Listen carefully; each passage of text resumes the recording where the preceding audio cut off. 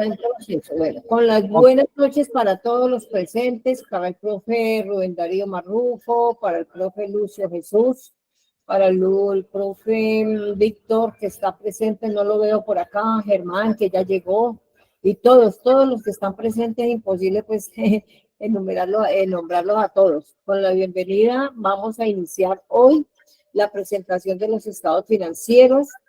En la presentación de los estados financieros de las instituciones sin fines de lucro bajo el marco de las NIF y las GAO.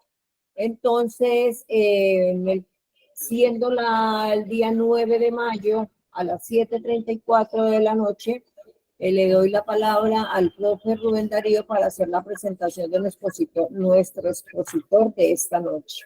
Bueno, buenas noches a todos. Buenas noches. Hoy tenemos al doctor Lucio Jesús Heredia. Es doctor en metodología y línea de investigación en contabilidad y auditoría por la Universidad Cantabria de Santander de España, maestro en administración y contador público para la UADI. Además cuenta con el diplomado para la formación integral de oficiales de cumplimiento normativo, transparencia, anticorrupción del IAO y formación en prevención del lavado de dinero, entre otros temas a que se ha formado. Es socio fundador y director de la gestión y transferencia del conocimiento empresarial SCP, empresa dedicada a la prestación del servicio de contabilidad, fiscalidad y consultoría. También es profesor investigador en la Facultad de Contaduría y Administración de la UDAI, donde imparte las clases a nivel de licenciatura, posgrado y educación continua. Es autor de artículos de investigación y participación en diversos proyectos de investigación.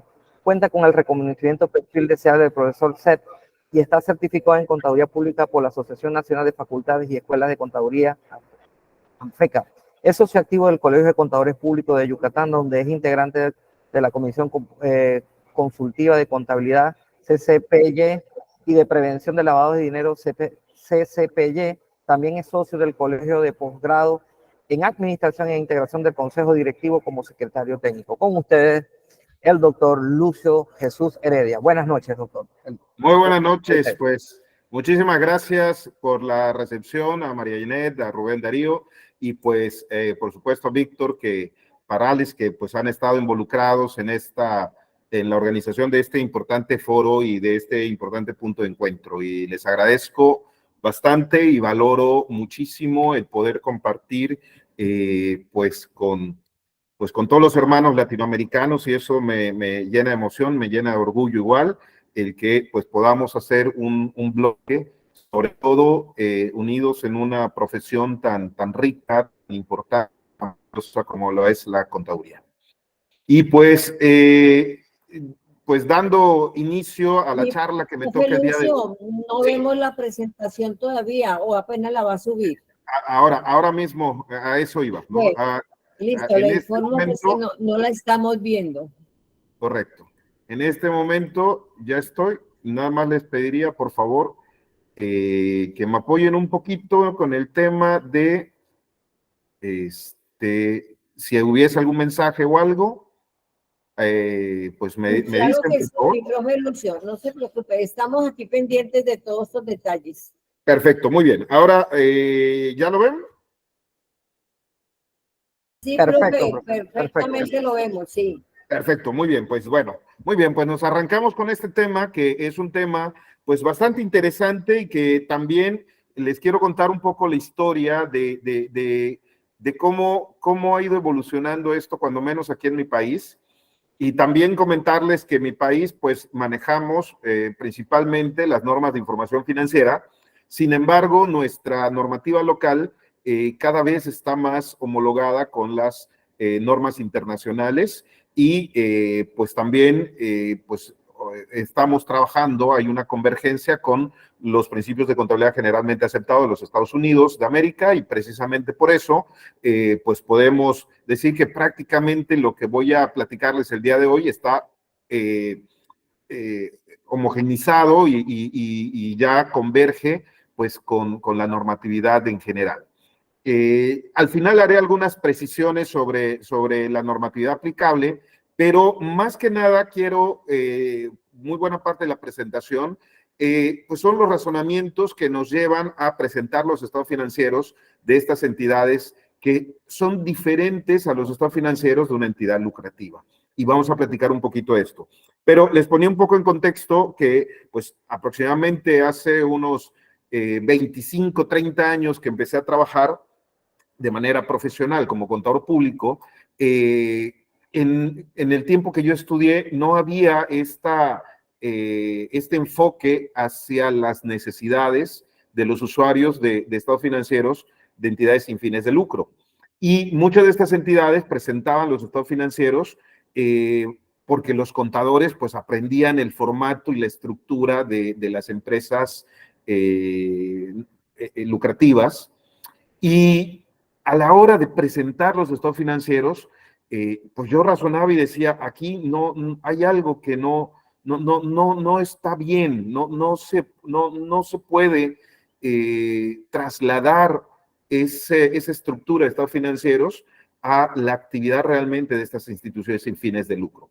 Pues bueno, poco a poco el tema fue avanzando, y pues hoy día la normatividad mexicana pues cuenta con dos normas específicas para este tipo de entidades, al igual que la normatividad de Estados Unidos.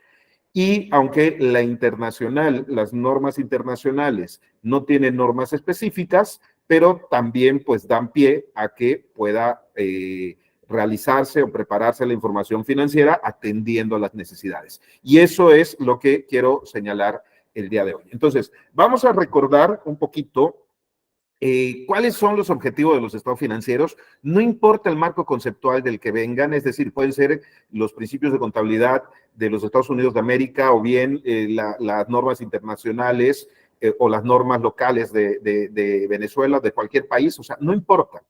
Los objetivos de los estados financieros siempre están ahí. Entonces, ¿de qué parte? Parte de las necesidades de los usuarios.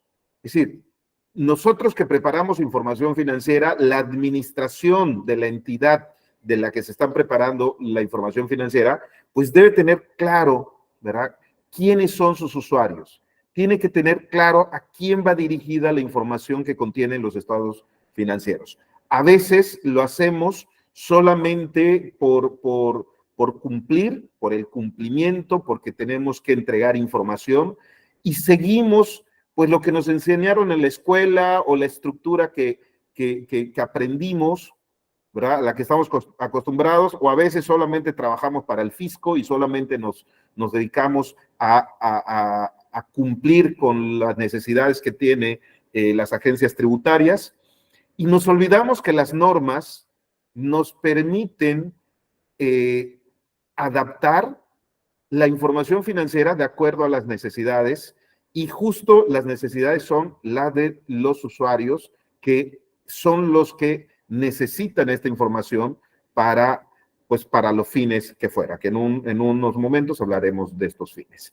Por eso, de las necesidades de los usuarios, pues surge el objetivo de los estados financieros. Damos pie a qué objetivos persiguen los estados financieros, y que al final estos objetivos tienen que estar enfocados a que los estados financieros sean útiles.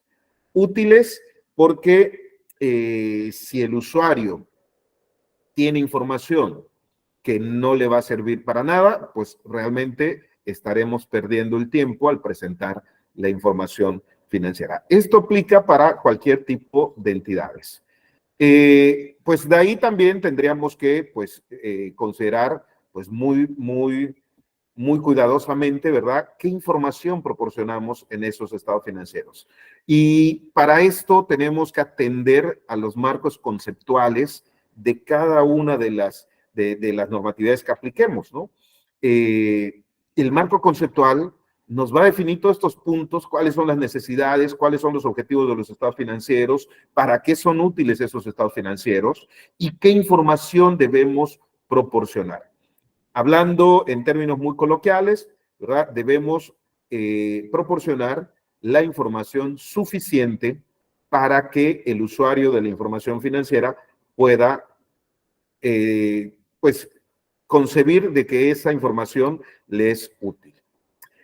También tenemos que tener muy en cuenta, ¿verdad?, las limitaciones que hay de los estados financieros.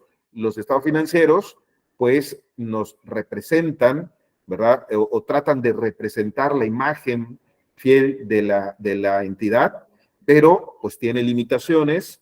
Tenemos en ocasiones que hacer cortes, ¿verdad? Ahí está el periodo contable. Tenemos que hacer cortes para que podamos presentar información y a veces estamos presentando información que no está completamente terminada, que no ha ocurrido por completo, pero que tenemos que hacer esas estimaciones. En fin, los estados financieros tienen varias limitaciones, ¿sí? Y siendo pues una de las principales el que tengamos que hacer cortes y por consecuencia tengamos que estimar, hacer estimaciones para poder presentar la información financiera. De ahí se deriva que también hay diferentes tipos de estados financieros, ¿verdad? Podríamos decir los estados financieros individuales y también hay estados financieros consolidados, ¿no? O bien estados financieros combinados. Entonces, ¿por qué también señalo esto? Porque aun cuando nos vamos a enfocar a entidades financieras que no persiguen lucro, hay procedimientos, como por ejemplo la consolidación de estados financieros, que también pueden darse cuando las entidades sin fines de lucro son entidades que están, pues tienen diferentes entidades jurídicas y luego presentan información como un solo grupo. Un caso de ello sería la Cruz Roja. Y pues todo esto nos lleva, ¿verdad?, que también en los marcos conceptuales vamos a encontrar pues referencias, definiciones o aclaraciones respecto a las entidades con propósitos no lucrativos. Y pues cada país le puede llamar a veces entidades sin fines de lucro, instituciones sin fines de lucro, entonces puede tomar diferentes nombres. Yo voy a usar el término entidades con propósitos no lucrativos, que es con el que estoy más familiarizado aquí en mi país, en México, pero pues bueno, cada país le podemos llamar de diferente manera. Pero siempre hay que distinguir, ¿verdad?, entre los lucrativos y las entidades que son no lucrativas. Y el día de hoy, pues nos vamos a dedicar a esas. Como les decía, es muy importante para entender, para poder pues preparar la información financiera de la mejor manera, pues necesitamos entender claramente a los usuarios. Y pues hay dos tipos de usuarios, los usuarios primarios, ¿sí?, que pues son aquellos que tienen algún interés, por definirlo de alguna manera. Los usuarios primarios son aquellos que están arriesgándose, ¿verdad?, en el negocio, que van a invertir, que van a proveer de financiamiento, de recursos, y pues por lo tanto están arriesgando ahí su inversión o arriesgando también poniendo ahí sus esperanzas para algo a futuro, ¿no? Entonces, a esos los conocemos como usuarios primarios y luego hay otros que son usuarios secundarios, ¿verdad?, que también tienen interés en la entidad, pero su interés está menos o implica un menor riesgo el hecho de realizar alguna transacción o operación con la entidad, ¿sí? Entonces, de ahí también es muy importante que pues entendamos, hay muchos interesados en la información financiera, pero tenemos que identificar claramente quiénes son esos usuarios primarios y quiénes son los usuarios secundarios. En función de eso, no perdamos de vista que la información financiera que se va a preparar va a estar pensando principalmente en los usuarios primarios, porque ellos son los que necesitan la información porque están invirtiendo, están arriesgando, tienen mucho intereses invertidos en la entidad y por lo tanto necesitan contar con aquella información que les dé certidumbre para tomar sus decisiones. Y pues también dejar claro que los estados financieros, ¿verdad?, no son la única fuente de información financiera. Existe muchas otras fuentes de información que en conjunto con los estados financieros pues van a permitir tomar una buena decisión. ¿sí? Entonces, también quería señalar la importancia de que acompañar de otro tipo de información, la información que está en los estados financieros. Y pues redundo mucho en esto porque creo yo que es lo principal. Para que los estados financieros cumplan su función, pues tenemos que identificar claramente cuáles son los intereses de los usuarios primarios, principalmente de los primarios, ¿sí? A esos debe atender la información financiera que se prepara. Por esa razón es que cuando ustedes estén preparando información financiera de entidades no lucrativas, ¿verdad? Si no tenemos una norma específica, si hay algo que no está contemplado en la norma, pues tratemos siempre de pensar en el usuario primario. Si esa información es relevante para efecto de que tome decisiones o no. ¿Ok? Y bien, para cumplir, realmente para que los estados financieros cumplan con su objetivo, pues debe proveer información sobre los activos, pasivos, capital contable, ingresos, costos y gastos de la entidad informante para que pues podamos considerar que es útil para los usuarios de los estados financieros. Todo esto que acabo de comentar aplica para cualquier tipo de entidad, ¿verdad? Pero yo quisiera que lo vayamos pensando en las entidades no lucrativas. Bien, de ahí que el usuario necesita información de recursos, de obligaciones de la entidad, así que cómo han estado cambiando estos recursos, cómo también la entidad ha manejado eficientemente la administración, o sea, cómo ha administrado esos recursos, cómo ha cumplido con sus obligaciones. Entonces, toda esa información, ¿sí? Tanto de una entidad lucrativa como de una entidad no lucrativa, ¿sí? Es importante analizarla, es importante considerarla. Por eso es que la forma como vamos a presentar esta información, pues va a depender de la naturaleza de las actividades que realice la entidad. Y esto, pues, nos da lugar también a que pensemos, ¿no? A veces pensamos, oye, una entidad lucrativa o una entidad no lucrativa se va a comportar igual que una entidad lucrativa y pensamos que los estados financieros lo podemos presentar de la misma manera, cosa que no es así. Sin embargo, también podemos pensar, pues no, como es una entidad no lucrativa, pues entonces no le van a aplicar muchas otras cosas. Y hay que tener cuidado, ¿por qué? Porque al igual que cualquier entidad lucrativa, una entidad no lucrativa necesita hacer análisis de su solvencia, ¿sí? Es decir, tener indicadores de su estabilidad financiera, ¿sí?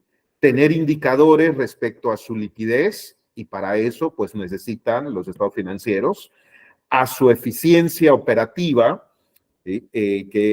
Pues en un análisis, ¿verdad? Pues no solo analizamos la solvencia, la liquidez, también analizamos qué tan eficientemente ha manejado los recursos.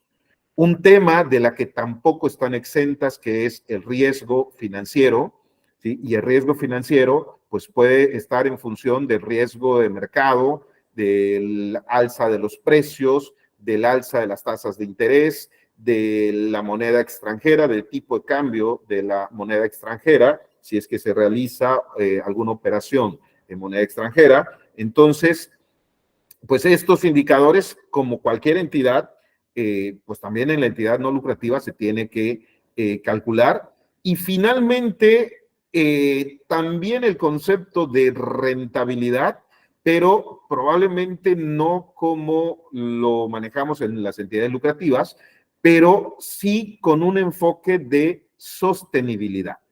Y aquí quiero hacer pues, estos comentarios porque pues yo he trabajado pues también a lo largo de mi experiencia con varias entidades, pequeñas entidades no lucrativas que pues persiguen diferentes fines, desde aquellas que están orientadas a apoyar a niños de escasos recursos, aquellas que están enfocadas a cuestiones artísticas, a cuestiones culturales, o científicas también, porque pues estoy en el área también de la investigación y me ha tocado trabajar con algunas entidades científicas, y no es posible, ¿verdad?, una administración sin pensar en una sostenibilidad financiera, ¿ok?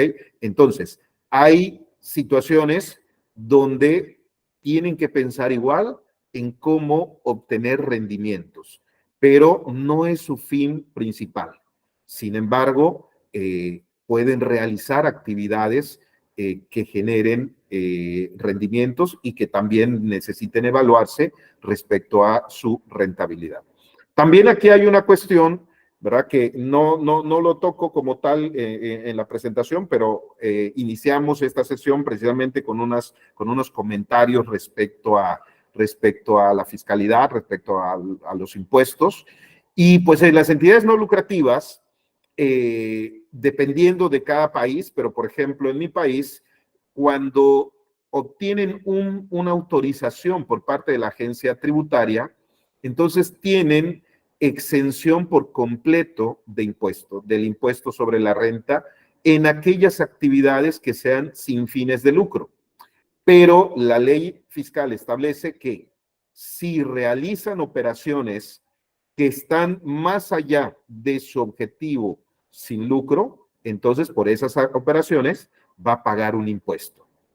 O bien, aunque sea una entidad no lucrativa, constituida como una entidad no lucrativa, que por alguna razón no logró la autorización de parte del fisco, paga impuestos como cualquier otra empresa. Entonces, también este tema de los impuestos, pues es un tema que tiene que aplicarse y reconocerse en las entidades no lucrativas.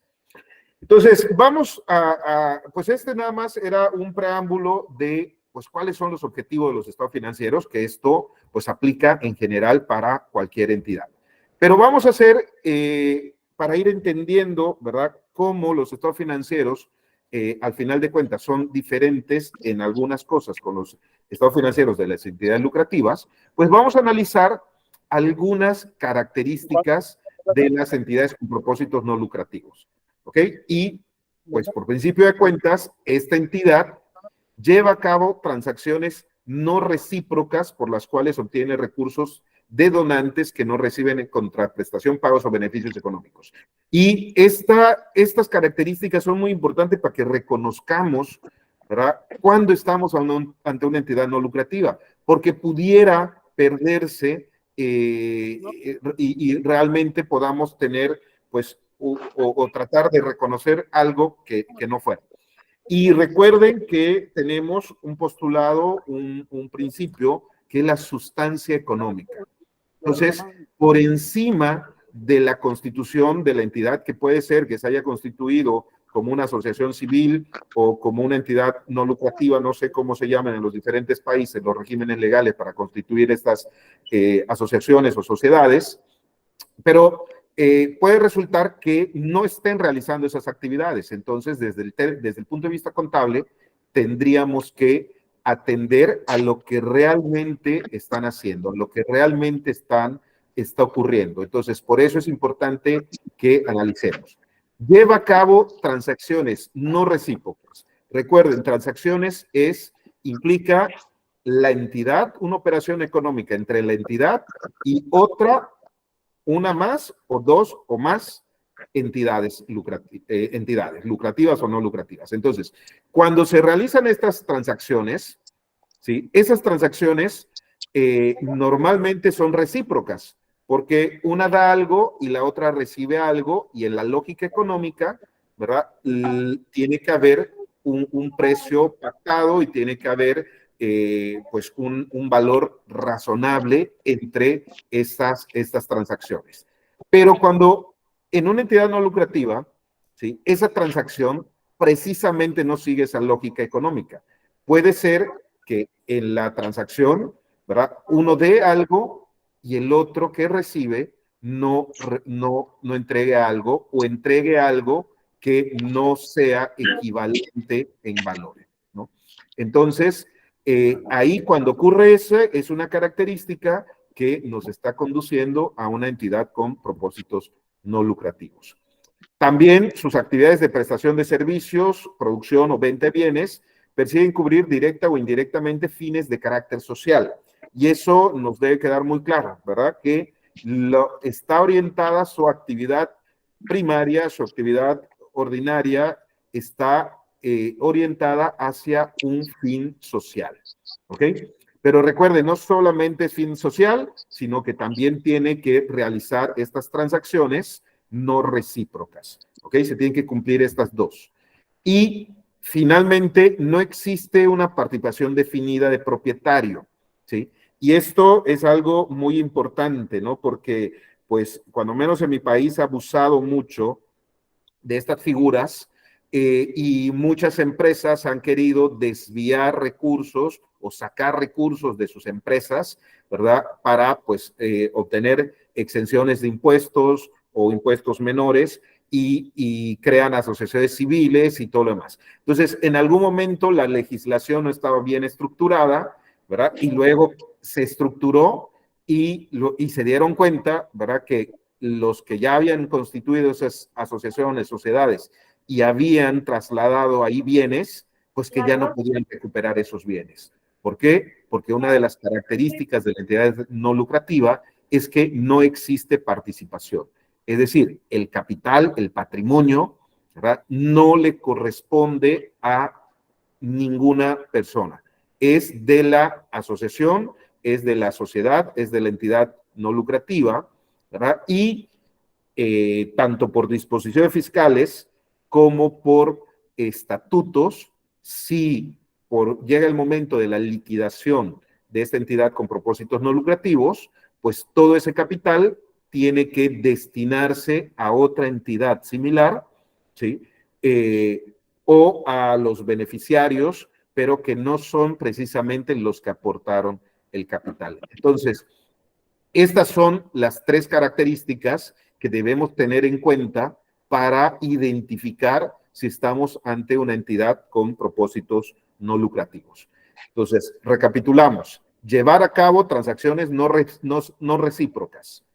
Actividades de prestación de servicios, producción o venta de bienes que están enfocados a un fin de carácter social y el patrimonio no tiene dueño, es decir, no hay un tercero, no hay un propietario de ese patrimonio. El patrimonio es de la sociedad, se va a usar para los fines de la sociedad y si llega el momento de una liquidación, normalmente se tienen estatutos para donar todos esos bienes a otra entidad que se dedique a lo mismo.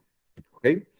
Ejemplos, pues los dispensarios, los orfanatos, asilos, centros de investigación, sindicatos, colegios profesionales y en general entidades culturales, artísticas, científicas, ¿verdad? Pero pues debemos tener en cuenta que se tienen que reunir pues estas tres características, ¿verdad? Porque en ocasiones, por ejemplo, un colegio profesional,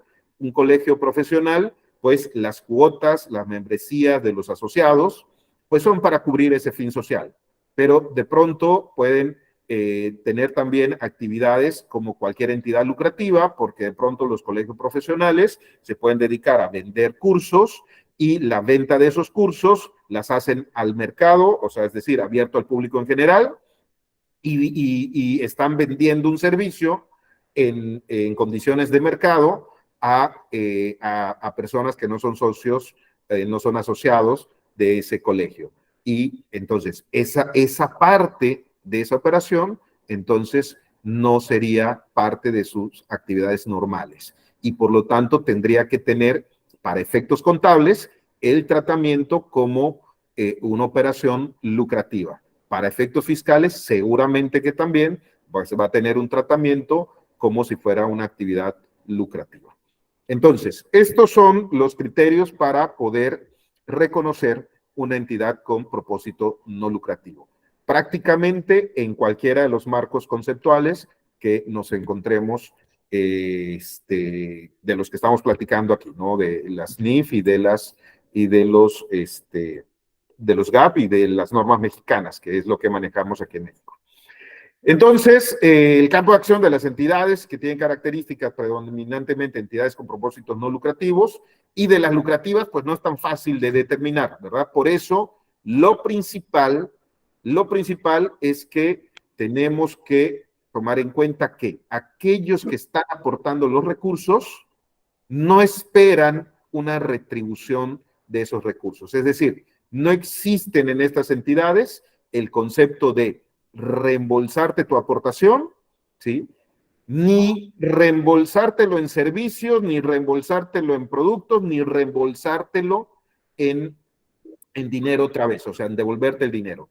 Ni se van a generar rendimientos, ni se van a generar ninguna clase de beneficio, porque el que aporta el recurso lo aporta con un fin social. ¿Okay? Bueno, algunas diferencias que hay entre entidades lucrativas y no lucrativas, pues es precisamente esto que estoy mencionando. En una entidad con propósitos no lucrativos, los patrocinadores, también esto pues puede cambiar de país en país, ¿verdad? Patronos, donantes, asociados, miembros, no reciben una retribución económica por sus aportaciones. Lo hacen únicamente por cumplir con un fin social, porque creen en una causa, por apoyar alguna causa, ¿sí? Y pues su finalidad es que la entidad cuente con los recursos para cumplir con ese fin para el que fue creada. Mientras que en una entidad lucrativa, pues los que aportan los recursos esperan que se les devuelvan esos recursos cuando termine la vida de la sociedad, de la entidad, o bien en algún momento cuando decidan salirse, ¿verdad? Hay aumentos, esperan que haya un aumento de su contribución, de su aportación, que crezca su capital, que crezca ese valor de la acción y que también, pues con cada año se generen dividendos, se generen rendimientos y que pues eso se les haga llegar también, ¿no? Entonces, ahí básicamente, ¿verdad? Esperan ganar por ese dinero que están aportando o por ese recurso que están aportando a la sociedad. Entonces, esa es nuestra primera diferencia. La segunda diferencia es que,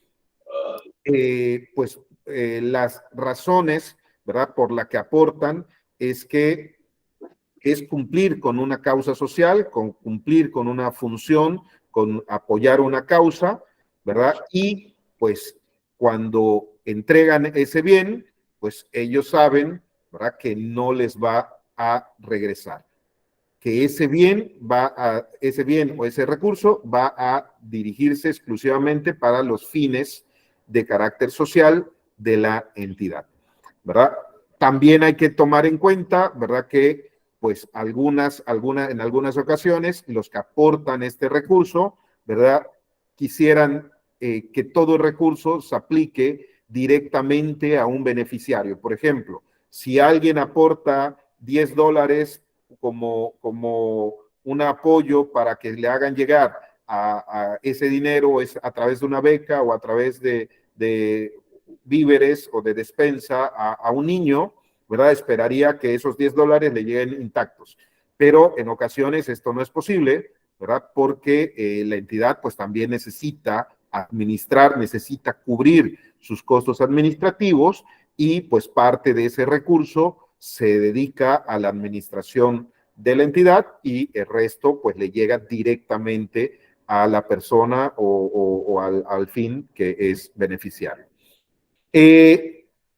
También aquí otra diferencia que es muy importante es que este tipo de entidades en ocasiones cuando prestan servicios o venden productos, pues lo hacen a valores muy por debajo de su precio de mercado, ¿verdad? En ocasiones lo hacen de forma gratuita, ¿verdad?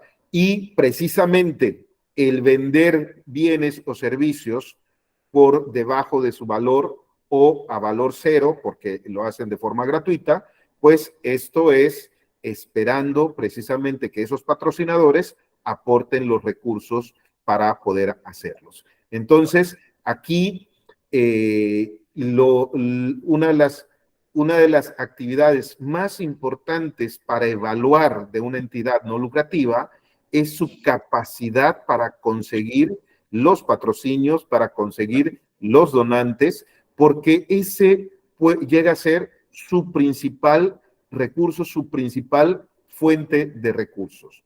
¿Okay? Entonces, la lógica para conseguir recursos, para conseguir ese dinero, pues no es la misma que la de las entidades lucrativas. Y por tanto, también tenemos que entender que una figura central de todas estas entidades no lucrativas son precisamente los patrocinadores. Los patronos, los donantes, son ellos los que entregan el recurso y si bien no tienen ninguna esperanza o no tienen ninguna expectativa de que les regrese el dinero, ¿sí? De que les regresen en un futuro un rendimiento, lo que sí esperan es que ese dinero sea bien manejado y se cumpla la causa social o el fin para el que fue donado, por el que dieron ese dinero. Entonces, ahí la entidad lucrativa tiene que ser muy transparente con el manejo de ese recurso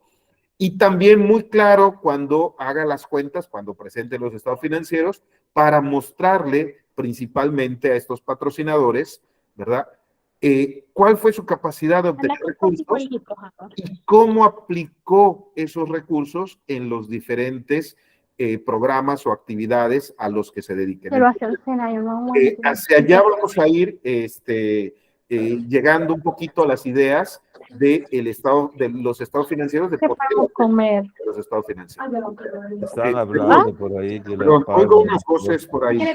¿Hay forma de silenciarlo?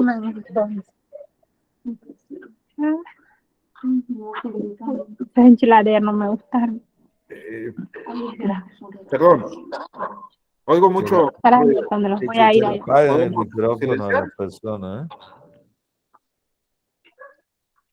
Ok, ¿me escuchan Hola. bien? ¿Ya me escuchan?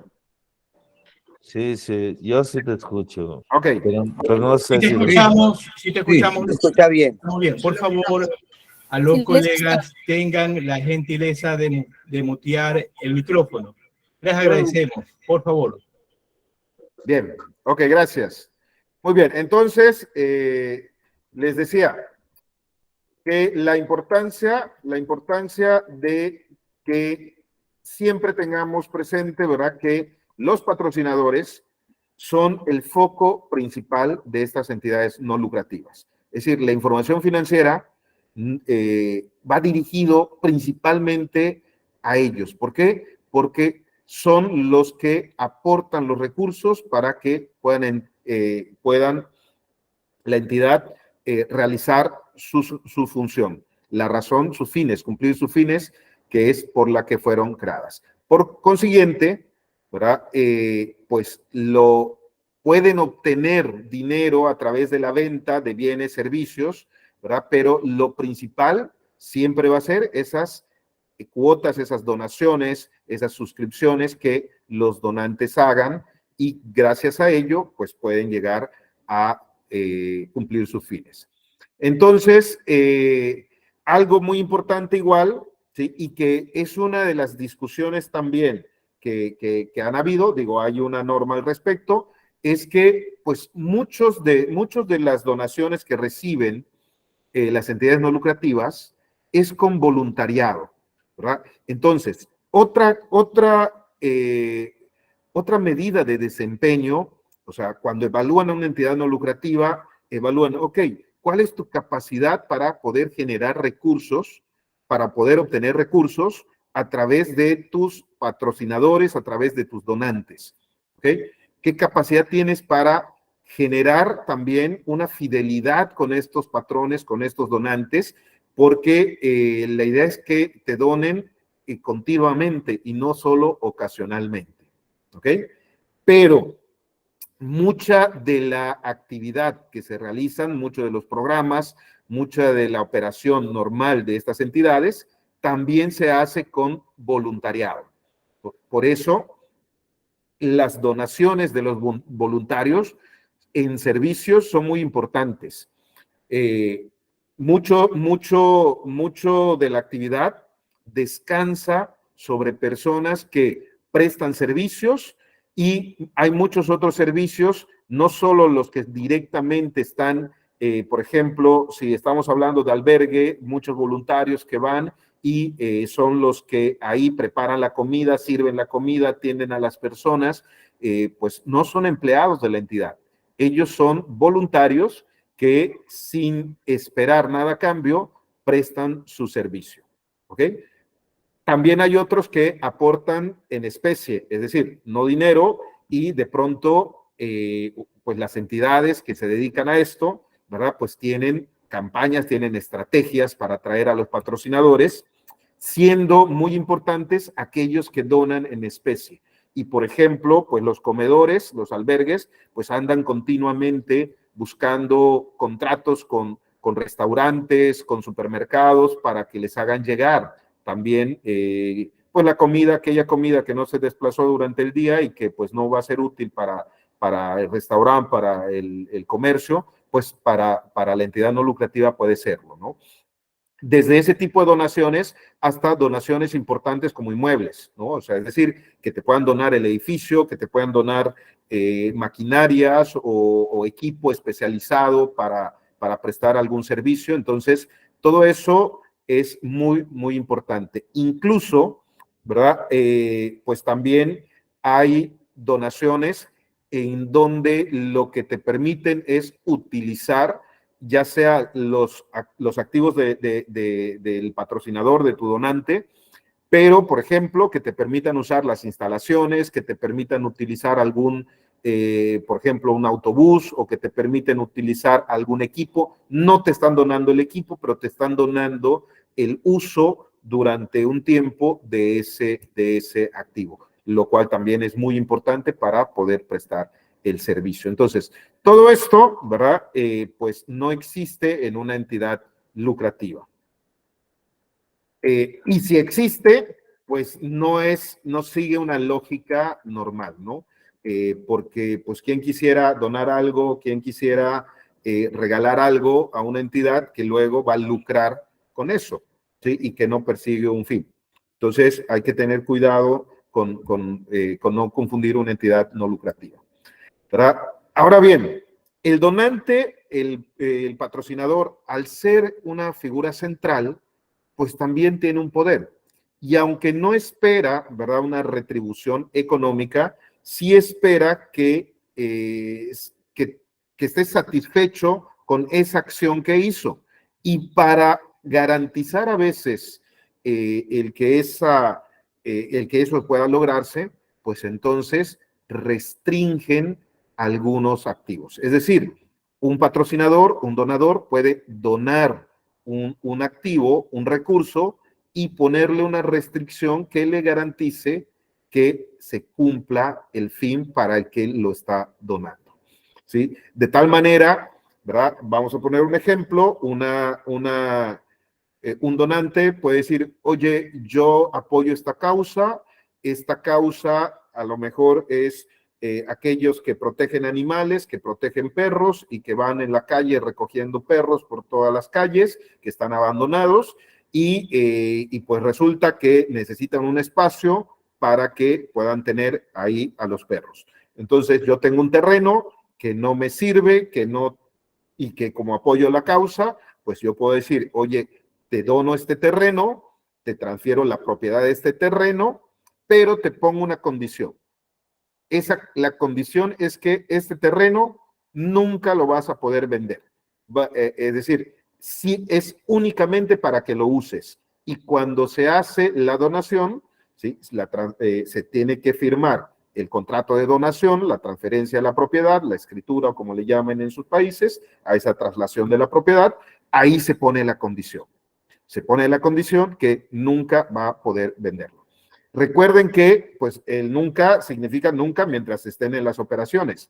¿Por qué? Porque si llega el momento de la liquidación, pues también allá se va a establecer. Y al momento de liquidar, pues tendría que donarse a una entidad que persiga los mismos fines, ¿no? O ahí poner alguna condición más o menos similar. Entonces, en este tipo de entidades, pues puede ocurrir que reciban donativos de recursos y esos recursos pues estén restringidos. Y por consiguiente, pues va a ocurrir, ¿verdad? Que pues todas esas recursos que están siendo donados, pues significa un ingreso para la entidad, es decir, toda donación significa un ingreso para la entidad y de manera indirecta, ¿verdad? Pues el ingreso significa un incremento en el patrimonio. Y por esa razón, en este tipo de entidades, el patrimonio contable se clasifica en restringido permanentemente, temporalmente restringido o sin restricciones. Esta es una clasificación contable que vamos a encontrar en este tipo de entidades lucrativas. El patrimonio contable, que es lo equivalente al capital contable en una entidad lucrativa, se clasifica de esta manera: en restringido permanentemente, temporalmente restringido y sin restricciones. Contra la forma como clasificamos el capital contable en una entidad lucrativa. En una entidad lucrativa, pues el capital contable, pues lo clasificamos en aquel capital que aportaron los socios accionistas y el capital que la entidad lucrativa generó, que son los resultados, las utilidades acumuladas o en su caso las pérdidas acumuladas. ¿No? Entonces, esta es una diferencia. Básicamente, ¿verdad? Las diferencias principales se dan en cómo vamos a reconocer los ingresos, cómo vamos a reconocer los gastos, sobre todo los costos y gastos, sobre todo cuando hay costos y gastos que son cubiertos o bien son donados y no tienen costo para la entidad. Entonces, ¿cómo vamos a reconocer eso? Allá están las diferencias contra las entidades lucrativas y en el tratamiento también del patrimonio contable, ¿sí? Entonces, de resto, casi todas las demás operaciones son similares a una entidad lucrativa. Es decir, las normas que aplican para el reconocimiento efectivo, pues tendrían que aplicar como aplicarían para cualquiera. Las normas que tienen que ver con las propiedades, planta y equipo y la depreciación, el deterioro, todo eso funciona en una entidad lucrativa, en una entidad no lucrativa, similar a una entidad lucrativa. Aquellas normas que tienen que ver con el reconocimiento de pasivo, las obligaciones, los impuestos, incluso recuerden, como les comenté hace un rato, en ocasiones estas entidades realizan actividades que están gravadas con algún impuesto y pues tienen que aplicar también las normas relacionadas a los impuestos a la utilidad. Entonces, ¿qué es muy importante aquí? Dejar claro que no por ser una entidad no lucrativa, no le van a aplicar las normas de información financiera. Tenemos que aplicarlas de forma integral, siendo que hay dos principales diferencias con las entidades lucrativas, que son el tratamiento de los recursos, lo que tiene que ver con el reconocimiento de ingresos, costos y gastos, y con el manejo del patrimonio contable. Y además, la presentación de los estados financieros, que es diferente. Pero de resto, pues todo es lo mismo. Aplica de forma similar. Así que, si lo vemos, ¿verdad? No es muy complicado. También una cuestión que me he encontrado muchas veces que algunas entidades manejan o consideran que no les debe aplicar estas normas y las manejan bajo el enfoque de flujo de efectivo.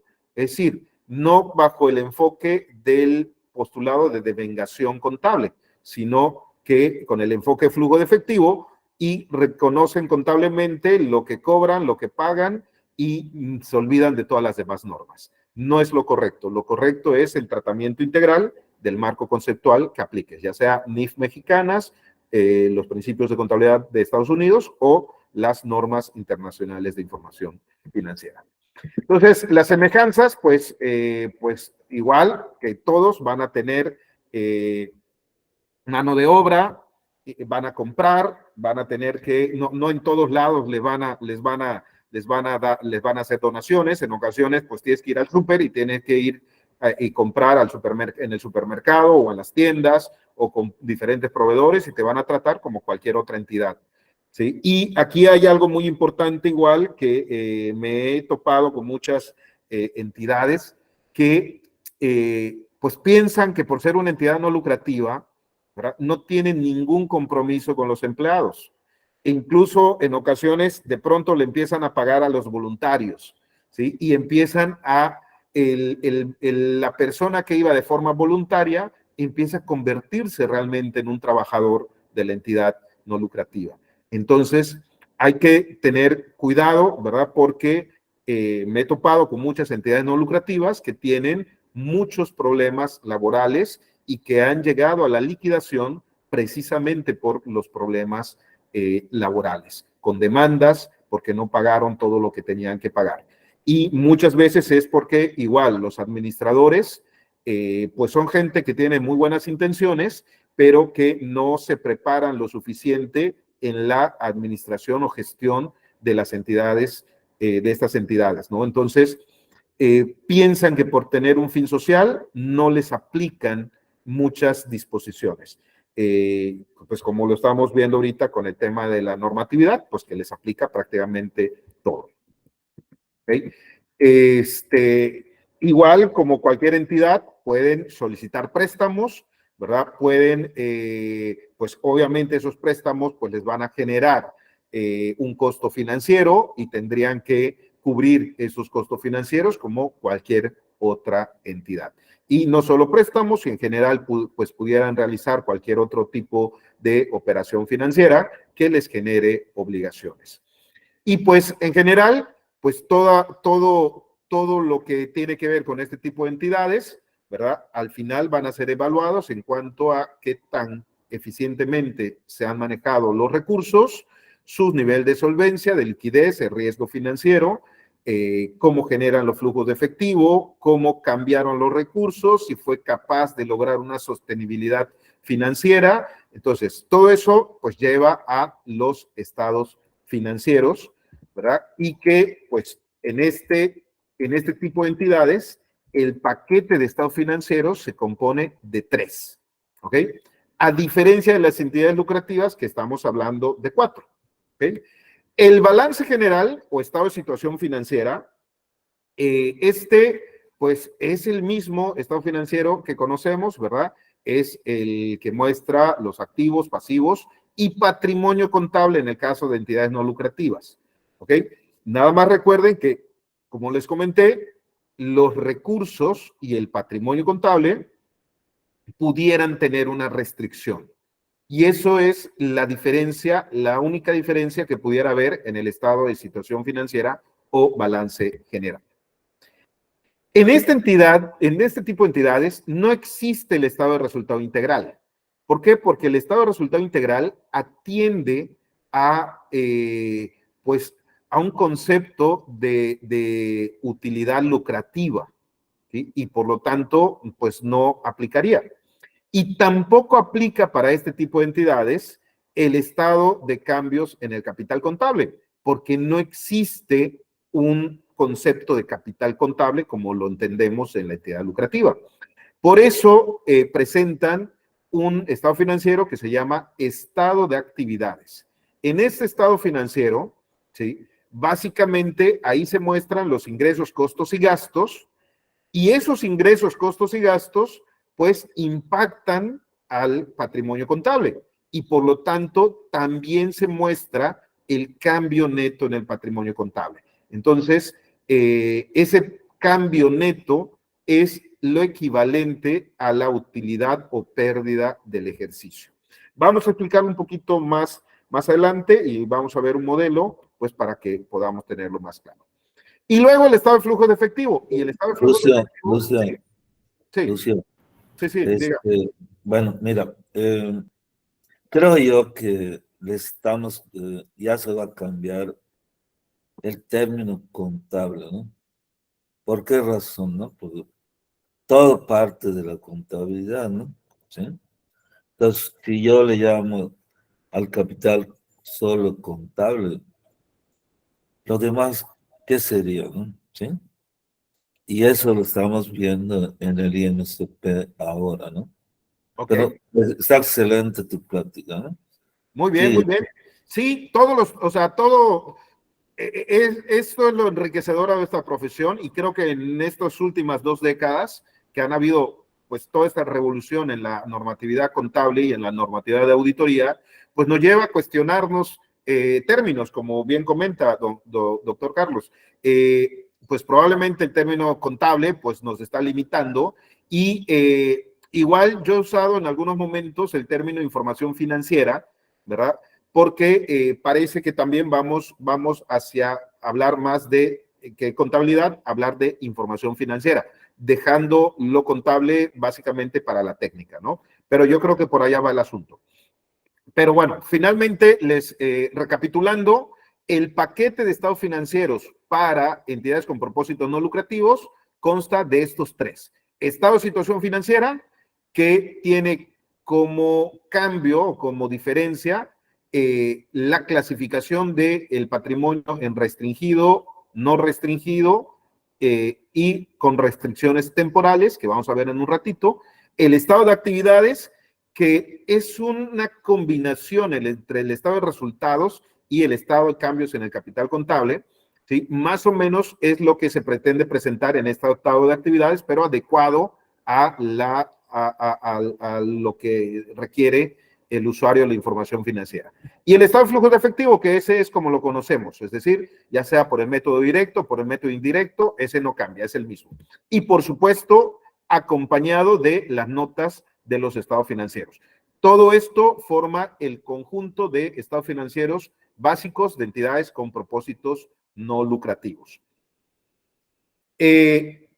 Bueno, estos estados financieros, pues, nos van a mostrar la capacidad para mantener el patrimonio de la entidad no lucrativa, continuar como negocio en marcha, porque imagínense ustedes de que van a donarle un inmueble, un edificio a la entidad, pero cuando piden los estados financieros, ahí estás viendo que no va a continuar como negocio en marcha. Entonces, ahí, pues yo como futuro, como un probable patrocinador, donador, pues pudiera decir, esta empresa, esta entidad, pues no tiene capacidad, no va a poder aguantar en el futuro y pues mejor decido no donar, ¿no? Entonces, por eso es importante los estados financieros.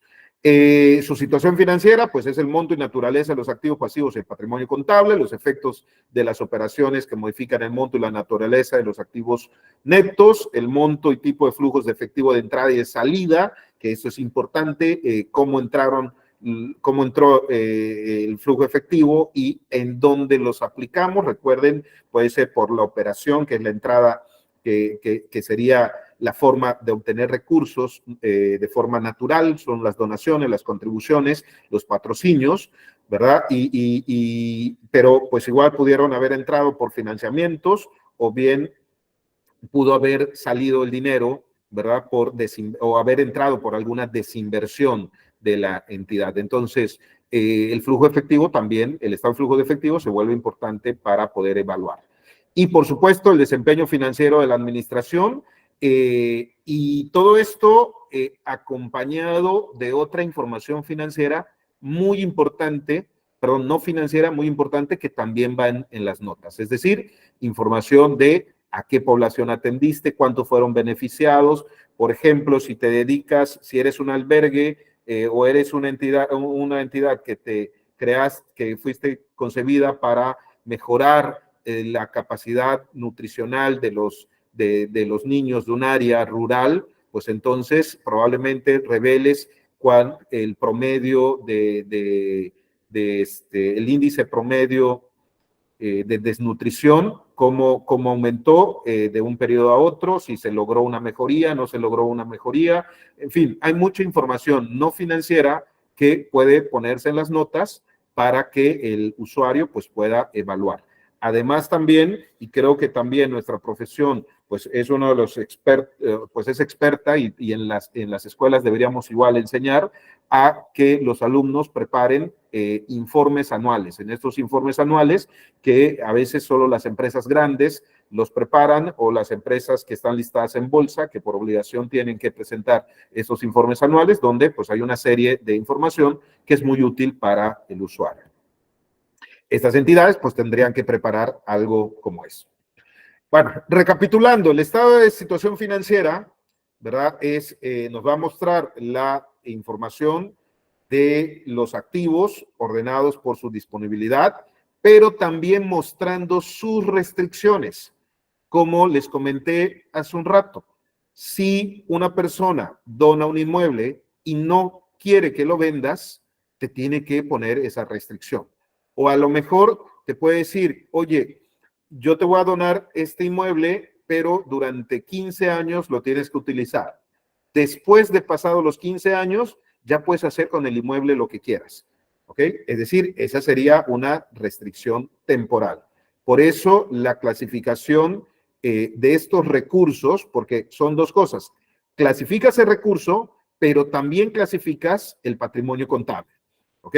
Entonces, dependiendo, recuerden que todos los recursos que una entidad obtiene, esos recursos se van a ir al estado de actividades, es decir, se reconoce primero como ingreso. Y al reconocerse como ingreso, pues entonces va a afectar el patrimonio contable. Entonces, vamos a tener en el estado de situación financiera, por el lado de los activos, ¿sí?, una clasificación de aquellos activos que están libres de restricciones, aquellos restringidos temporalmente y los que tienen restricciones permanentes. Y en la contrapartida, en el patrimonio contable, pues también tiene que estar en ese sentido. Temporalmente restringido, permanentemente restringido y no restringido. Normalmente los ingresos, costos, gastos normales, los que se reciben por donaciones, esos normalmente van sin restricción. Entonces, y eso es lo que al final pues nos va a resultar en el cambio neto, y normalmente ese cambio neto pues va a estar sin ninguna restricción. Y como las normas nos mencionan, oye, tus activos los tienes que mostrar aquellos que tienen restricciones, por lo tanto hay que separarlos, ¿no? Hay que mostrar por separado aquellos que no tienen restricciones de los que tienen restricciones y el tipo de restricción que tienen. Entonces, el patrimonio contable, pues dice, el patrimonio contable no tiene restricciones para que sea utilizado por la entidad. Es decir, es aquel patrimonio, ese incremento que tuvo el patrimonio por activos, por recursos netos que no tuvieron ninguna restricción por parte de los patrocinadores. El contable patrimonio contable restringido temporalmente, está limitado por disposiciones que expiran por el paso de tiempo o porque se cumplen los propósitos establecidos. Y hay dos tipos de patrimonio, o sea, dos tipos de condiciones o de restricciones, que los vamos a ver igual un poquito más adelante. Y pues el restringido permanentemente es únicamente, no expiran por el tiempo y únicamente es hasta que termine la vida de la entidad y la administración no puede hacer ninguna acción para poder venderlos o para poder disponer de esos activos. ¿Ok?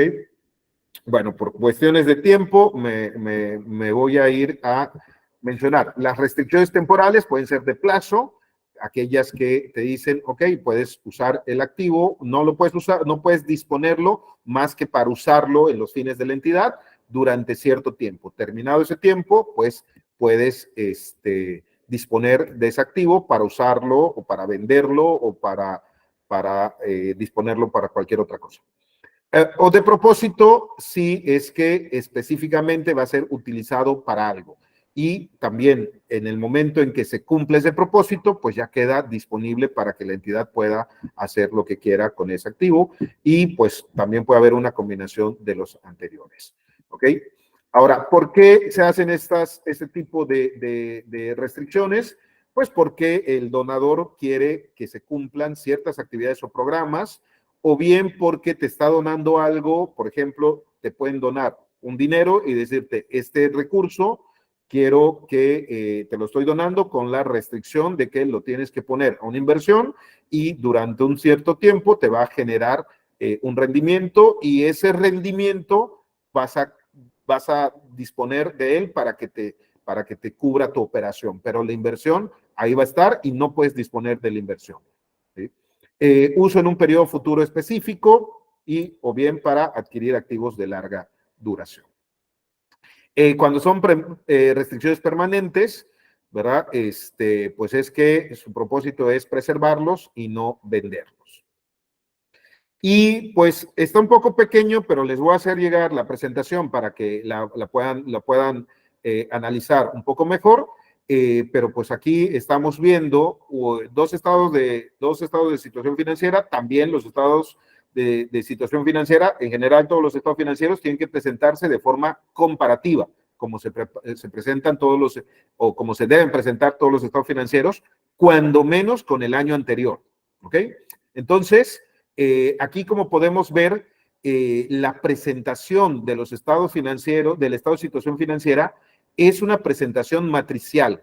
¿Por qué? Porque vean cómo se presentan en forma de reporte y tenemos tres columnas, donde la primera columna se presenta todos los activos no restringidos, ¿verdad? Y los pasivos asociados a esos activos no restringidos, y por consecuencia la diferencia entre el activo y el pasivo, que es el patrimonio contable no restringido. Luego vamos a ver los restringidos temporalmente, y que esos activos restringidos temporalmente, pues también asociados con los pasivos relacionados, y la diferencia, pues es el cambio en el patrimonio contable, o es el patrimonio contable restringido temporalmente. Y finalmente, el restringido permanentemente. Si ustedes ven la primera columna del año 2001 o 2021, ¿sí? Ese restringido permanentemente son inversiones en instrumentos financieros y propiedades, planta y equipo. Entonces, la suma de los dos es el importe que está en patrimonio contable. Entonces, los estados financieros normalmente siguen esta estructura presentando las tres restricciones. Si la entidad no tuvo ninguna restricción, pues entonces puede presentarlo como una sola columna, señalando que en las notas que no existe ninguna restricción por los recursos obtenidos. El estado de actividades, pues es un estado financiero, como decimos, ¿verdad? Para este tipo de entidades, y nos muestra el cambio neto. El cambio neto es el enfrentar los ingresos. Recuerden que los ingresos en estas entidades son todos los donativos, todos el producto de las ventas, de los servicios, que recuerden que normalmente están a bajos precios o precios menores del mercado, ¿verdad? Y comparados o confrontados contra sus costos y gastos. Ahora bien, hay costos y gastos que la entidad no puede reconocer, ¿sí? O donativos que la entidad no puede reconocer. Por ejemplo, aquellos donativos de tiempo, ese personal voluntario, pues no se reconoce específicamente. Se ha discutido, ¿verdad?, de que no es que no exista, no es que no podamos identificarlo, el problema es que no se puede valorar de forma confiable, ¿no? No existe una metodología generalmente aceptada para evaluar pues todo ese tiempo que nos donan los voluntarios de forma voluntaria. Bueno, el estado de actividades proporciona información sobre el resultado de las operaciones que afectaron el patrimonio contable. Nos va a servir qué tan hábil fue la entidad para conseguir ingresos y también cómo aplicó esos costos y gastos. Y también en este estado financiero es muy importante que se muestren los costos y gastos clasificados por programas o por actividades, olvidándonos un poquito de esa clasificación por función como lo tiene el estado de resultados o como normalmente se manejan en el estado de resultados integral, donde tenemos gastos de administración, gastos de venta. Esa clasificación por función no es muy recomendable para las entidades con propósitos no lucrativos. Lo ideal es que, pues, si, dependiendo de los diferentes programas, de las diferentes actividades que tengas, pues clasificar todos los costos y gastos incurridos por cada una de esas actividades. Recuerden que aquí hay que reconocer depreciaciones, deterioros, pérdidas, pues, diferentes pérdidas por deterioro, los beneficios de los empleados, que pues como cualquier entidad también tiene que cumplir las obligaciones laborales, los impuestos a la utilidad, en fin, todos los costos y gastos en los que incurre cualquier entidad. Entonces, la diferencia entre esos ingresos, costos y gastos es el cambio neto, ¿ok? Y pues ese cambio neto, también ahí tenemos que identificar cuál cambio neto afecta al patrimonio contable restringido, cuál al restringido temporalmente, al permanentemente, o cuál no tiene restricciones. Por lo tanto, se deben presentar como mínimo pues estos niveles: el patrimonio contable, el cambio neto en el patrimonio contable no restringido, el cambio neto en el patrimonio contable restringido temporalmente, el cambio neto en el patrimonio contable restringido permanentemente y el cambio neto total. Recuerden que cambio neto es lo similar a la utilidad o pérdida en una entidad lucrativa. ¿Ok? Y pues aquí estamos viendo igual un modelo de cómo se presenta el estado de actividades, y ahí vemos los ingresos clasificados en ingresos, costos y gastos, clasificados en no restringidos, restringidos temporalmente y restringidos permanentemente. Entonces, es como una matriz, no es un estado de actividades, pero matricial, al igual que el estado de situación financiera. El flujo de efectivo, pues, es muy similar a de cualquier entidad, obviamente, dependiendo de cómo lo querramos plantear, ¿verdad? Pero, pues, sustituyendo algunos términos. Por ejemplo, pues, empezaríamos con el ajuste al cambio en el patrimonio contable. Y pues las notas se preparan como pues cualquier entidad lucrativa. Y creo yo que ya estoy excedido de tiempo, pero pues nada más a manera final, aquí puntualizando algunos puntos de la normatividad, pues las normas internacionales no tienen normas particulares para entidades con propósitos no lucrativos. Sin embargo, en el marco conceptual, pues ahí se establece, ¿verdad? En la NIC 1, en la presentación de estados financieros, también, en el marco conceptual se establece las entidades que existen, estas entidades no lucrativas, y en la NIC 1 se establece que aquellas que quieran aplicar las NIF, las aplican modificando, adaptando la terminología y adaptando los estados financieros conforme lo requieran. En cuanto a los principios de contabilidad generalmente aceptados en Estados Unidos, pues las declaraciones de las normas contables financieras de Estados Unidos, tenemos la 116, que es contabilidad para contribuciones recibidas y contribuciones otorgadas, y la 117 de estados financieros de organizaciones no lucrativas. Además, pues recuerden que tenemos de hace algunos años ya también en Estados Unidos de América la codificación de los principios de los estándares de contabilidad, y pues ahí entre los estándares aplicables a la industria tenemos aquellas entidades no lucrativas. Ahí lo pueden buscar, empiezan con la 958, la codificación. Y finalmente, en México, pues tenemos el tema en el marco conceptual de la NIF, en la NIF A1, en la NIF B16 tenemos una norma específica donde está toda la estructura de los estados financieros que deben aplicarse, que es un poco lo que platicamos ahora, y también la NIF E2, que habla de los donativos recibidos y otorgados por entidades con propósitos no lucrativos. Pues muchas gracias por su atención. Ahí tienen mi correo, lucio.up@correo.wadi.mx. Y pues un gusto, y pues yo no sé si nos quedó tiempo para preguntas, pero pues para el debate, pero pues aquí seguimos. Bien, muchas gracias, maestro Lucio. Lucio, yo en lo personal te tengo una pregunta para nuestros oyentes. ¿Cuáles son, desde tu punto de vista profesional y la experiencia, los 3 errores más usuales que cometen los profesionales contables al preparar los estados financieros para estas entidades sin fines de lucro? El primero, que creen algunos que no les aplica toda la normatividad. Me he encontrado que de pronto no hay depreciaciones. Y dices, oye, pero ¿por qué no estás depreciando? ¿Ok? Y ese sería una de lo más importante. Las normas para que puedan, para que los estados financieros puedan estar bien hechos, tiene que haber una aplicación integral de la normatividad. Y cuando decimos integral es desde el marco conceptual que fuera, ¿sí?, hasta todas las normas que le apliquen. Entonces, creo yo, el principal error es ese, ¿no?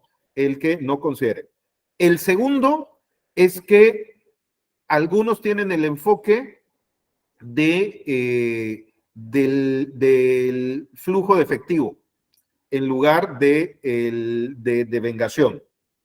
No sé muy bien cómo usen la terminología en Colombia, en Ecuador, en Venezuela. No sé muy bien cómo lo manejen, pero el enfoque de devengación es reconocer lo que ya ocurrió independientemente de que lo pagues o no. Y el flujo efectivo es reconozco nada más lo que estoy pagando o lo que estoy cobrando.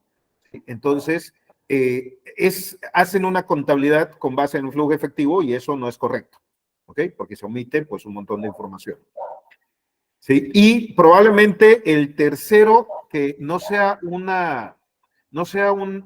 error, sino más bien es en ocasiones por falta de recursos, ¿sí?, que hay algunas normas que no se aplican, como por ejemplo la provisión de pasivos laborales, ¿sí?, porque es muy caro, es decir, el procedimiento es caro y entonces son más cuestiones de costo-beneficio, ¿no? Entonces, yo creo que algunos omiten hacerlo u omiten, o sea, precisamente porque es muy costoso, y más que un error voluntario, es una cuestión de que estas entidades muchas no tienen dinero, ¿no? Entonces, muchos de los servicios contables de auditoría, pues los están buscando de quién les done esos servicios. Y creo yo que ahí un grave error, pero de la administración, de la gestión de este tipo de entidades, que piensan que van a vivir de la caridad. Y cuando se tiene ese enfoque en este tipo de entidades, de que siempre van a vivir de la caridad, ahí es donde empiezan los problemas. Porque si no son creativos para ir consiguiendo recursos de diferentes maneras, entonces no hay crecimiento. Lucio, una pregunta, disculpa, el no hacer esos estudios actuariales, no, esos beneficios a empleados, probablemente los estados financieros no estén mostrando una información fiable. Correcto, sí, es correcto, y era lo que les comentaba de ejemplos que he vivido, de que hay obligaciones laborales que tienen, que son muy, muy, muy fuertes, y que hasta que llega la demanda del trabajador, ¿sí?, se han tenido que cerrar entidades que estaban funcionando, ¿sí?, pero que nunca consideraron esos riesgos, nunca reconocieron esos pasivos. Es más, y como decía, ni siquiera fueron conscientes de que tenían ese riesgo, ¿sí?, hasta que lo vivieron, ¿sí? Y eso es una mala asesoría, y pues el contador ahí, al momento de elaborar la información financiera, pues debe señalar, oye, mira, tienes estas cuestiones y hay que atenderlas. Y si no hay dinero para hacerlo, cuando menos que lo revelen en sus notas para que tengan claro que no está correcto el estado financiero. Sí, don Carlos. Correcto.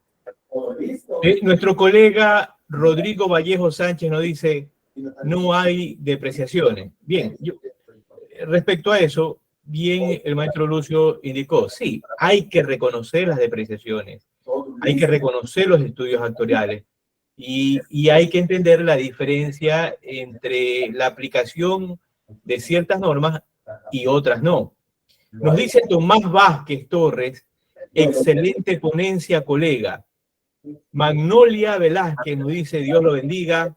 José Alexander Robles Rosendo nos dice, excelente exposición. Rodrigo Vallejo Sánchez, utilidades, concepto excedente. Claro, en las fundaciones no hay utilidades, hay excedentes. ¿Qué nos dice Lucio? Sí, es correcto. No, por eso la normatividad es cambios en el patrimonio, como así le llamamos nosotros en nuestra normatividad. También los US GAAP, el término que utilizan es cambio en el patrimonio, ¿no? Son excedentes, pero no importa el término con el que le podamos reconocer o manejar en nuestro país. Aquí lo importante es que entendamos, ¿verdad?, que esa diferencia, ese excedente, en ningún caso puede retribuirse a las personas que están aportando el recurso. Bien, Rodrigo Vallejo Sánchez, no presentaron los proyectos de inversión de excedentes a la Asamblea. Magnolia Velázquez nos dice, doctor Lucio, felicitaciones. Concreto y muy clara su exposición. Alexander José Graterol Salas nos dice, excelente presentación, doctor Lucio. Anaís Colina, excelente ponencia, muy bien explicado, gracias.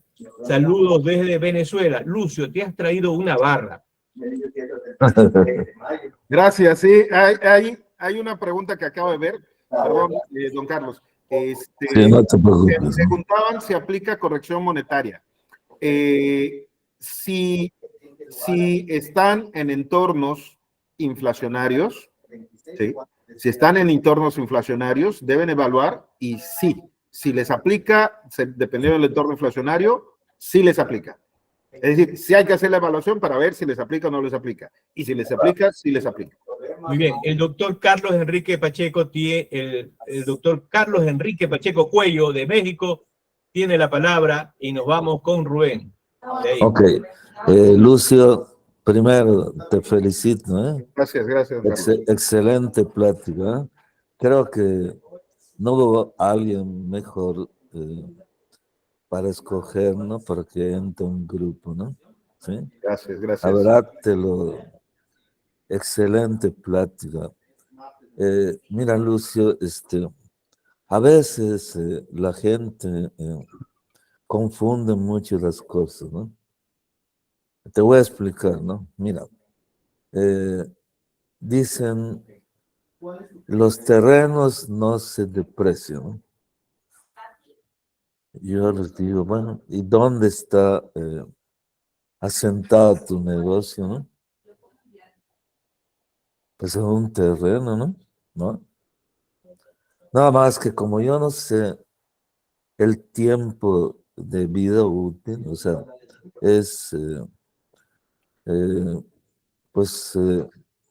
no lo puedo conocer. Imagínate que el terreno valga, no sé, $2 millones entre una vida útil que no conozco, pues te da 0, ¿no? Y yo no puedo contabilizar cargo de presión 0, con abono de presión acumulada 0, ¿no? Pero sí es parte de los activos, ¿no? ¿Sí? Entonces yo creo que a veces no, solo leemos el libro y hasta ahí, ¿no?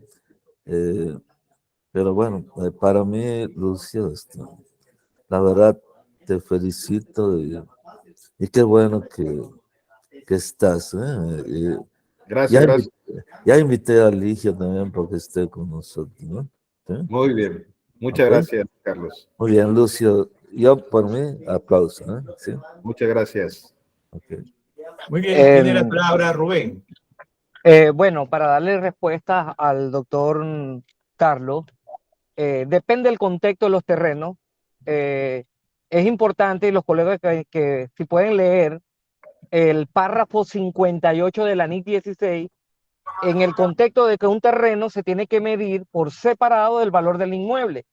Y en el caso que se deprecie, el párrafo 59 deja muy claro cuándo un terreno puede depreciarse por un activo por derecho de uso o por por digamos, cuando hablamos del tipo de negocio, por ejemplo, un vertedero de basura, ese tipo de terrenos sí sufren de depreciación. Es importante para los que están acá que lean el párrafo 58 y 59 de la NIC 16. Claro, y Para dejar esa parte clara. Rubén, los terrenos agrícolas, ciertos terrenos agrícolas que tienen mejoras, ¿no? Tienen mejoras y justamente están preparados para durar cierto límite de tiempo. Mira, con relación a lo que tú comentas, de la depresión del terreno, las NIF hay que corregirlas todavía, ¿no? ¿Sí? Porque ni siquiera los contadores lo utilizan, ¿no? ¿Sí? Pero ningún recurso debe de permanecer ocioso, ¿no? ¿Ok? Ejemplo, si yo, no sé, tengo una camioneta para repartir, ¿no? ¿Sí? El producto que yo vendo, la depresión no significa disminuir, significa desprender su vida para que pueda retornar esa inversión, ¿no? ¿Sí? Entonces, el terreno, pues, también da su vida, ¿no? Estoy de acuerdo también con lo que dice, ¿no? En el sentido de que si, por ejemplo, me ponen un basurero, pues ya su vida ya se perdió, ¿no? ¿Sí? Pero bueno, no voy a insistir ni discutir, sino que cada quien puede pensar lo que considera, ¿no? ¿Sí? Bueno, Lucio.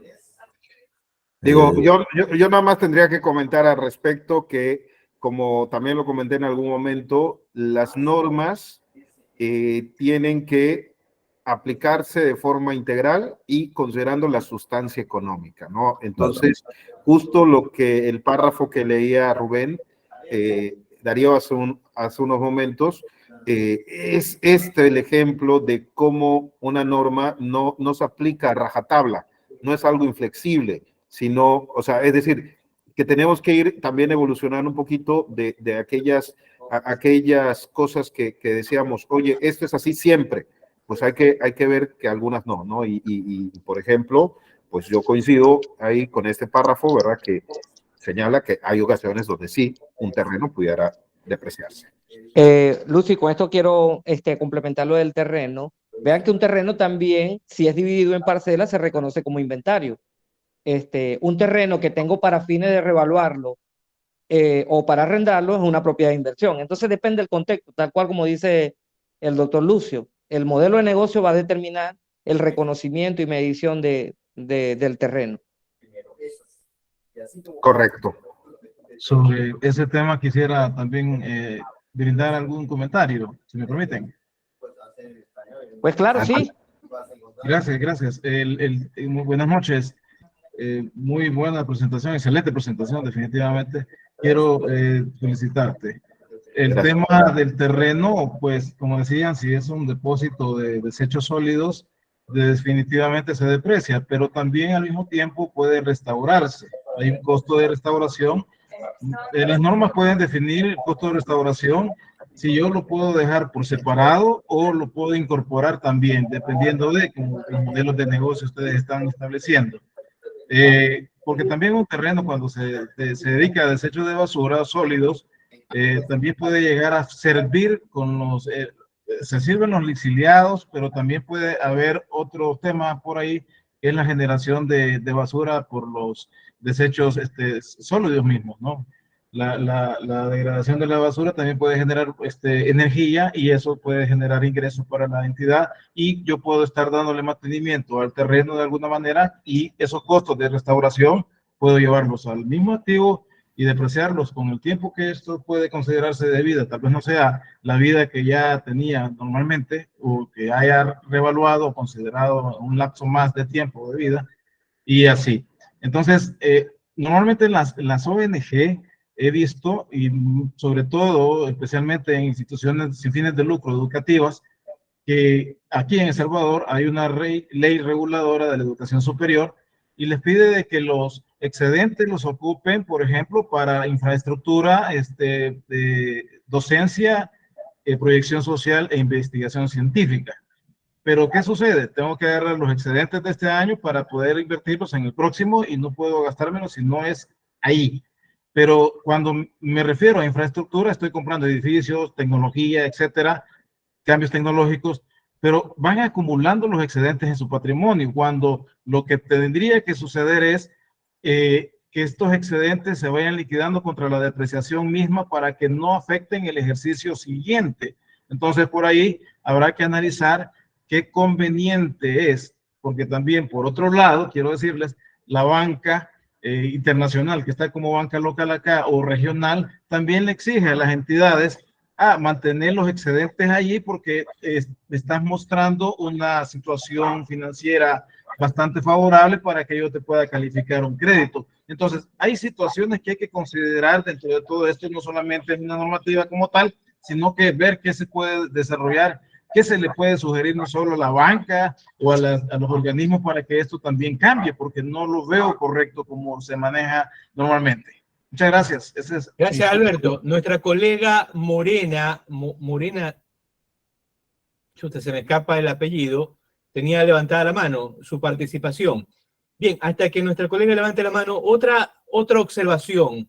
Bien, entre uno de los errores, Lucio, y esto tanto vamos como en las entidades privadas como en las instituciones sin fines de lucro, pero en las instituciones sin fines de lucro, cuando no reconocen la depreciación, equivocadamente pensando de que no es monetaria. Bien, a algunos colegas, el tema de la depreciación, tanto en las entidades privadas como en las ESAL, las instituciones sin fines de lucro, la depreciación es indirectamente una provisión financiera. Indirectamente, las depreciaciones son una provisión financiera. Entonces usted va a decir, oiga, ¿cómo es que es una provisión financiera? ¿Dónde está esa provisión? En el banco. Un ejemplo rápidamente para que usted tenga una idea. Imagínese que usted vende $10,000 y tiene una depreciación de $5,000. Por tal motivo, usted va a tener una utilidad de $5,000. Entonces usted, a veces el empresario, que a veces no conoce sobre estos temas, dice, oye, Lucio, ¿por qué tengo 5,000 de utilidad y $10,000 en el banco? No entiendo eso. ¿Por qué tengo 5,000 de utilidad y $10,000 en el banco? Entonces, la explicación es, mire, tenemos $5,000 producto de la venta de ese servicio o ese bien. Pero los otros $5,000 que están en el banco corresponden a la separación producto de la depreciación para la compra de los activos en el futuro. Y por eso muchas veces las empresas se comen el dinero de la depreciación, no tomándolo en consideración en sus provisiones financieras, y lo que ocurre es que cuando ya va pasando el tiempo, no pueden comprar activos cualificados porque el dinero se lo han consumido o mal invertido. Y ahí es un ejemplo en el tema de las fundaciones, cuando no ponen ese gasto, cuando no registran ese gasto, no están presentando la cuantía de la explotación de esos activos y el efecto y el efecto en el efectivo y equivalente al efectivo. Bien, hasta ahí, Lucio, ¿qué opinas tú? Completamente de acuerdo. Y como he dicho en varios momentos de la plática, cuando estás inmerso en este tipo de entidades, es cuando entiendes también algunas de las cosas. Y justo lo que acabas de comentar, es un caso que viví con una entidad donde justo este enfoque de no reconocer que los activos pues tienen un tiempo de vida útil y que una vez terminado ese tiempo de vida útil hay que hacer una reposición para poder continuar con la actividad como debe ser. Justo eso es lo que ocurrió con una entidad en el caso de los vehículos. Y es que es una entidad que presta ayuda humanitaria a diferentes regiones donde hay que viajar a zonas rurales y uno se cuestiona, oye, ¿por qué las camionetas? ¿Por qué camionetas nuevas? ¿Por qué? Todo eso hasta que estás en la administración lo entiendes. ¿Y qué pasa? Que como tiene varias vamos a decir, los sucursales, ¿no? Que son varios centros diferentes en diferentes lugares, en uno, el administrador de ese centro nunca se preocupó por crear esas reservas para reponer los activos. ¿Y qué sucede? Que el vehículo, cuando ya cumplió su vida útil y había que reponerse, no había recurso, se tenía que seguir utilizando el recurso, el activo, el vehículo que ya estaba viejo y ya no tenía las condiciones para poder llevar y traer a las gentes a esas zonas. Y también pues cuestionaban, oye, pues es que compramos uno de medio uso y no la condición o la necesidad era uno nuevo, precisamente para garantizar que el funcionamiento sea correcto, ¿no? Entonces, sí, lamentablemente no se hacen estos análisis también a veces en la gestión. Y finalmente, lo que vemos, y eso no hay que perder de vista, que los estados financieros son un reflejo de la administración. Es decir, si hacemos bien los estados financieros, lo que estamos viendo es lo que hizo la entidad. Por eso lo evaluamos a través de los estados financieros, ¿no? Entonces, coincido, Víctor, con lo que comentas. Bueno, para ir ya cerrando por la hora, Lucio, muy agradecido por tu disertación el día de hoy, agradecido por apoyarnos en este quinto Foro NIF, y nada, esperarlos el día de mañana a la misma hora. No sé si tienen unas últimas palabras antes de despedirnos.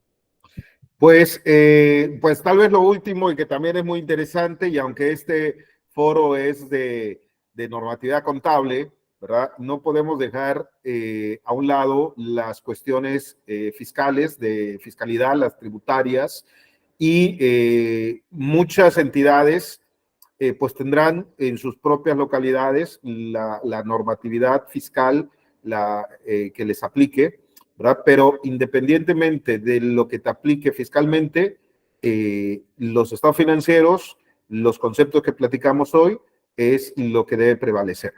Y cada uno adaptará a las condiciones de sus usuarios, y desde luego que el gobierno, ¿verdad? Que las agencias fiscalizadoras tributarias, pues es un usuario importante de nuestra información financiera como entidades, y pues hay que atender también esas necesidades, ¿no? Pero al final no importa cuál sea la normatividad que fiscal, la normatividad contable es lo mismo, ¿sí? Ese sería nada más mi último comentario, que procuremos que los estados financieros de estas entidades se hagan con base en la normatividad que les aplique, porque eso le da mucha fortaleza ante los patrocinadores, ante los financiadores, y eso es lo que le va a dar la solidez como entidad. Una entidad no lucrativa que se preocupa por eso es aquella que quiere crecer.